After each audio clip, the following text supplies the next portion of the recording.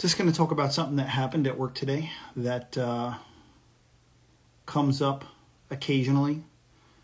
Had a guy come in with an older Aimpoint Micro. It was an H2, and I'm sorry, it was an H1. And he said it was broken. So I said, bring it on in. We were ready to send it off to Aimpoint for repair. Doesn't happen very often, but it happens. And what happened today was probably the most common issue that we see with Aimpoints. And it's a little funny, so hang in with me. But I would say at least 4 out of like 5 times, maybe 3 out of 5 times, somebody brings an Aimpoint Micro in and says that it's broken. This is the issue. So he brought it in, and I asked, what's wrong with it? What's it doing? He's like, oh, it won't stay on. And I'm like, well, when did this happen? He's like, man, the battery died, and then so I changed the battery, and it wouldn't stay on after that. And as soon as he said that, I kind of knew what it was. And I'm not saying that he was ridiculous or he should have known this, because this has happened to me too. And no one knows anything until somebody shows you. So maybe this will be the first time people are seeing this. 2 Aimpoint Micros here. These are T1 and T2. So this is a pretty old T1. I think it's the first one I ever got. I don't know how old it is, but it's well over 10 years old, maybe closer to 15 or so. And then this is, I think, the first T2 I ever bought. So even it's a few years old. But what generally happens is you've got this slot in here, and I like to use this. Since they've come out, I like to use this new nano tool. This little slot in here just kind of, it fits better in that slot. And so I'm able to open this up a little easier. And what'll happen is you'll change the battery. And once you get that battery changed, then let me open this up for you. And again, this doesn't happen often because anybody knows the battery life on Aimpoint is pretty exceptional. So I don't know if it's marked in here or not, but for the Aimpoint Micros, 2032 battery, positive side, that's the side with the writing, faces up. Now, I'll press that in here, right? And I'll take my cap, and I'm going to tighten it again.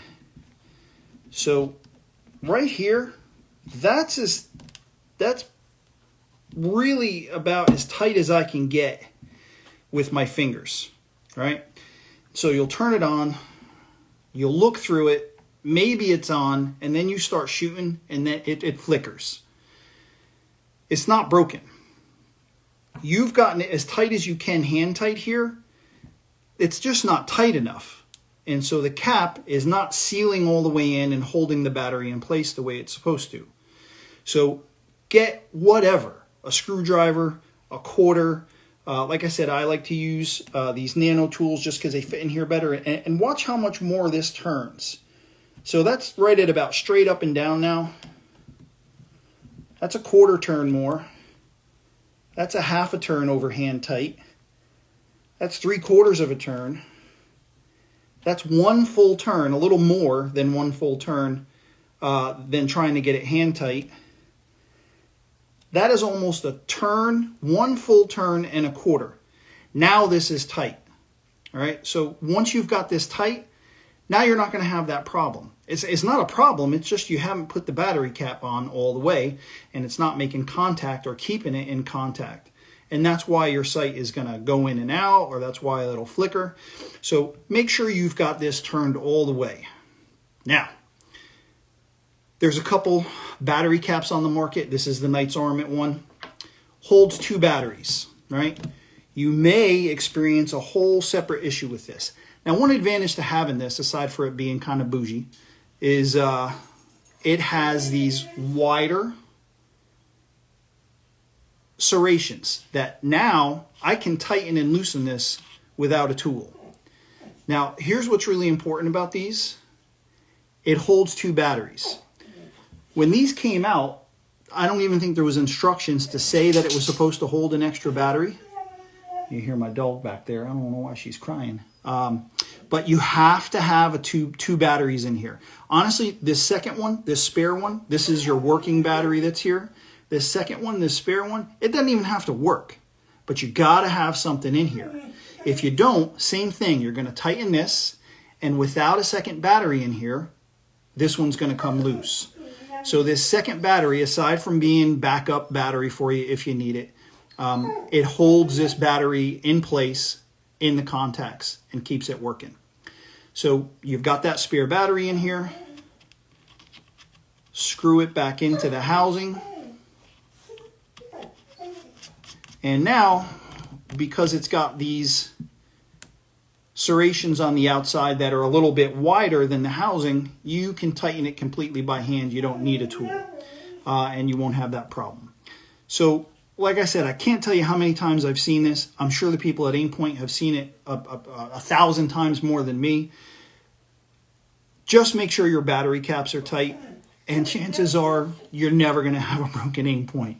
Like I said, probably 3 or 4 out of 5 people who have come in and said they had broken Aimpoints, they were not broken. All it was is they just didn't tighten their battery cap. Like I said, I'm not laughing at them, because if I do, I got to laugh at myself. It's happened to me too. So make sure these are tight, and chances are your Aimpoint Micro Series are never going to break. And if they do, Aimpoint probably has some of the best customer service on the market. All right, that's all I got for you. Tighten your battery caps on Aimpoint T1s and T2s, H1s, H2s, any of the Micro Series. All right, guys.